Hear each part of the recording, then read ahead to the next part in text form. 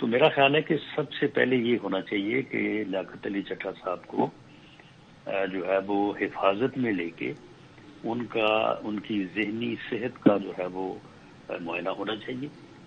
اگر وہ ذہنی طور پہ تندرست نہیں ہے تو ان کا علاج معالجہ ہونا چاہیے.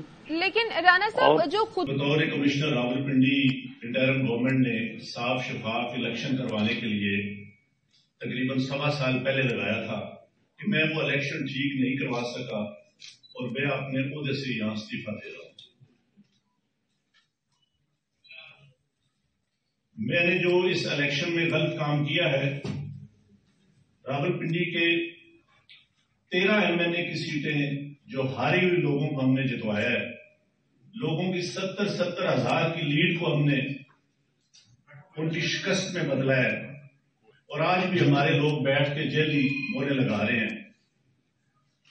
میں معذرت چاہتا ہوں اپنے تمام ریٹرننگ آفیسر سے جو میرے ماتحت کام کر رہے تھے، جو بیچارے رو رہے تھے جب میں ان کو کہہ رہا تھا کہ آپ یہ غلط کام کریں. تو گفتگو آپ نے سنی. اسی معاملے پر بات کرنے کے لیے ہمارے ساتھ موجود ہیں مسلم لیگ نون کے رہنما رانا ثناءاللہ. رانا صاحب بہت شکریہ سر، ARY کو آپ نے وقت دیا. کمشنر راولپنڈی کے انکشافات اور اعترافات کے دھاندلی کروائی ہے، 70 ہزار کی لیڈ کو شکست میں بدلا ہے. سر آپ کیسے دیکھتے ہیں اسے، کیا کامنٹ کریں گے؟ دیکھیں، یہ ان کے انکشافات کم اور الزامات جو ہے وہ زیادہ ہیں. ویسے اتنی لیڈ کا الزام تو جو ہے وہ جو لوگ ہارے ہیں یا جو لوگ جیتے ہیں انہوں نے بھی نہیں لگایا. معاملہ یہ ہے کہ کمشنر راولپنڈی نے جو بات کی ہے کہ انہوں نے آج صبح کوشش کی خودکشی کرنے کی، تو خودکشی آپ کے علم نہیں ہوگا، اس کے اوپر ڈاکٹرز کی جو ہے وہ بڑی کنفرمڈ اوپینینز ہیں کہ آدمی کس حالت میں کرتا ہے، اس کی ذہنی حالت کیا ہوتی ہے جب وہ یہ اٹیمپٹ کرتا ہے. تو انہوں نے کہا کہ انہوں نے صبح اٹیمپٹ کی ہے لیکن وہ کامیاب نہیں ہوئی، اور اس کے بعد پھر انہوں نے یہ بھی کہا کہ میں نے کیونکہ دھاندلی کی ہے تو لہذا مجھے فلاں چوک میں جو ہے نا وہ پھانسی پہ لٹکا دیا جائے.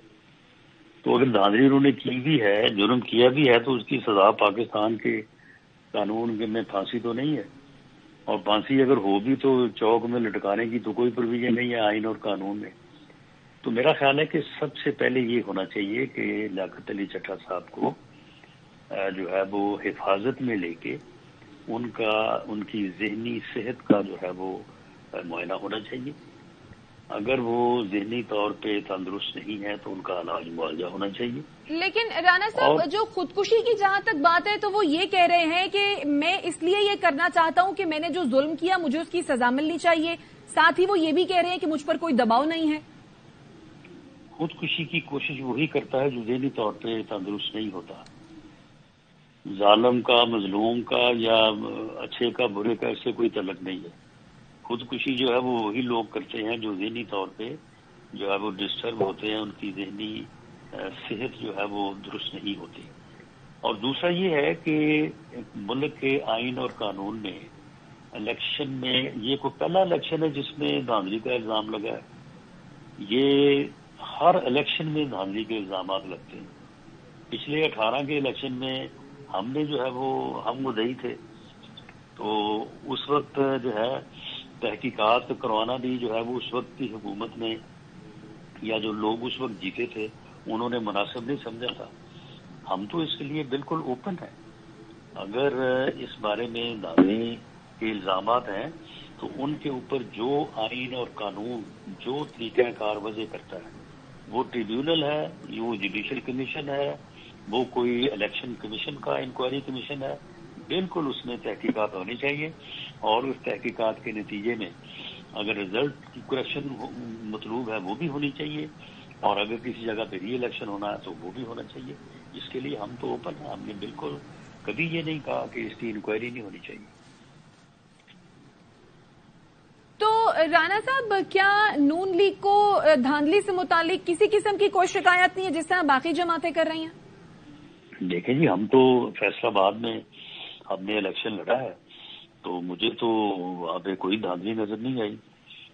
گو ہم وہاں پہ ہم ہارے ہیں تو ہم تو مطمئن ہیں اس رزلٹ سے جو وہاں پہ آیا ہے.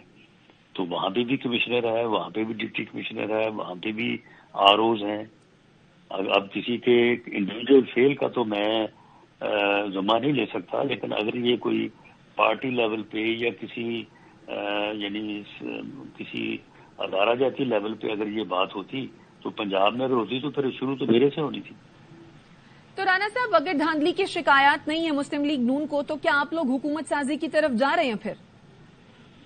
دیکھیں، حکومت سازی کی طرف تو جو الیکشن کے رزلٹ کے بعد ہمارا آئین اور قانون دو راستوں کا تعین کرتا ہے کہ اگر الیکشن کے کنڈکٹ ہونے میں کوئی کسی کو شکایت ہے تو اس کے لیے ایک طریقہ کار وضع ہے، وہ الیکشن کمیشن ہے، الیکشن ٹریبیونل ہے، جوڈیشل سسٹم ہے، اس کے مطابق اس کا ریڈریسل ہونا چاہیے۔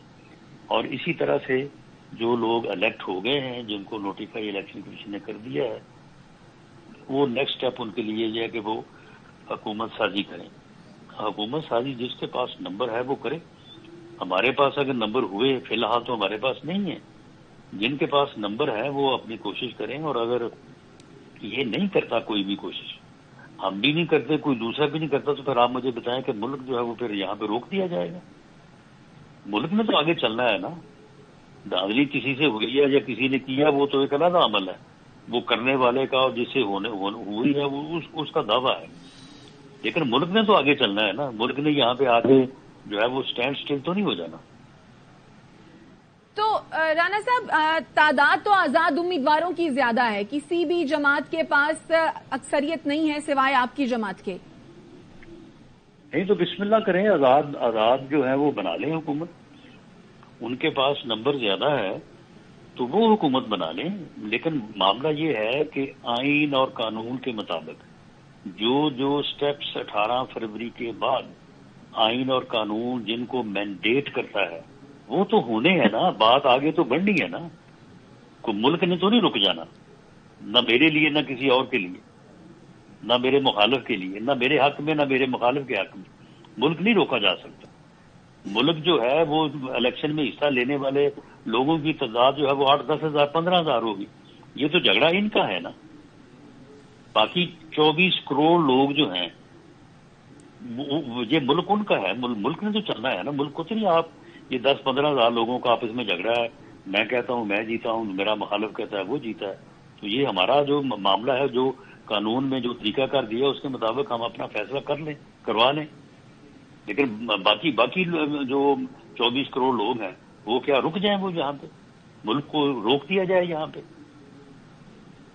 رانا صاحب ایک آخری چیز آپ سے ضرور پوچھنا چاہوں گا، کیا آپ نمبر پورے کرنے کی کوشش کر رہے ہیں یا پھر حکومت سازی کا حصہ نہیں بنیں گے؟